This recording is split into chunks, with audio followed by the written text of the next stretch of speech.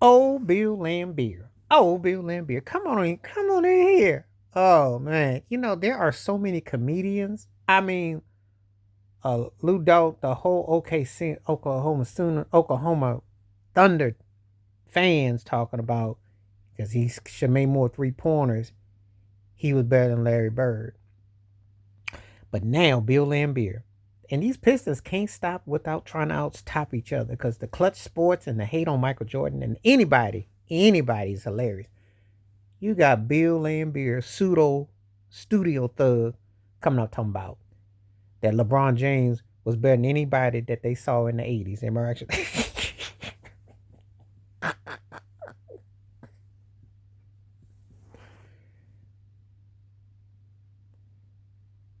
If LeBron James played basketball in the 80s, I don't even know how he goes up against with someone like Buck Williams, who put wood to your behind. LeBron James never in the 80s would he have outscored Alex English even? We're not going to even talk about the obvious people who were more versatile than Magic Johnson and Larry Bird. We're not going to talk about that. We're not going to talk about Julius Erving or Moses Malone. We're not even going to talk about Lambeer's teammate Isaiah Thomas. But we're going to stick to the. If I go high, right, he's not going to outdo Magic. He's not going to outdo Bird.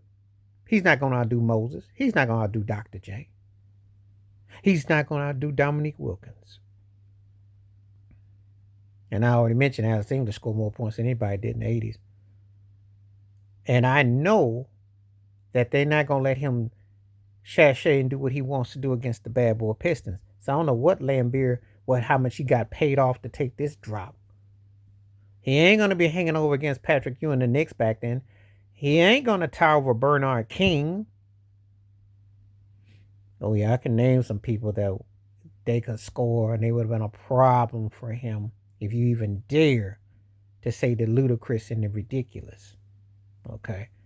I mean, there were a lot of guys that could score back in the day and had an assist game all around game. He wasn't going to tower of Karl Malone coming along or Akeem Olajuwon coming along at that time or James Worthy. But see, Laimbeer is pure hater rate. And he got right now, he's on a little soapbox and talking about he would have towered over people in the 80s. This turkey can't even tower over the people in the watered down era he was in. How did that towering over work against those Celtics that made him run from Cleveland and have his owner call him all kinds of names out the book? How did that towering over people work in the 2011 finals when he was trying to hide behind Dwayne Wade's beard because he wanted to be the villain and didn't know what to do and he couldn't even deliver in the fourth quarter and got held under 10. How's that going? You mean to tell me with a straight face? Let me get this straight. JJ Barrera and all them were giving you problems. When a guy like Spud Webb, what would Spud Webb have done to LeBron James back in the day? I mean, if you can't handle what you got in front of you, how could you handle what's behind you? Oh, and you know, uh, small ball teams was beating you. What were you going to do? What were you going to do? It's amazing how they say, well, if he came back in time, back to the future, somehow he would morph to be even better. I can say that about certain people. I don't think he turns out no better. He benefited from the more offensive oriented basketball, not from defensive strategy, mind you, because the Steph Curry with the 3 point ball ascending and they laxed with the physicality. He benefit from it. How was he gonna make it in the 80s? How would he, Bill Laimbeer? Because it's equally you had to be on both sides of the ball. As someone who watched 80s basketball and still thinks that's the golden era to me, because 80s, unlike the other eras, it didn't compromise your identity. You could run, but you could also take a clothesline.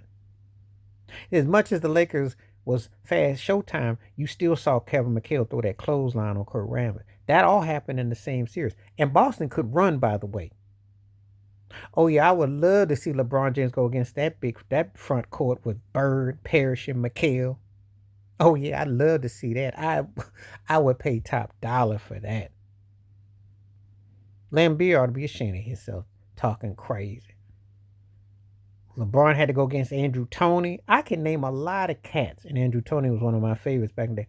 There's a lot of cats, and he wasn't gonna be having no field day. He wasn't gonna go through Clyde Drexler having no field. He wasn't gonna have no field day.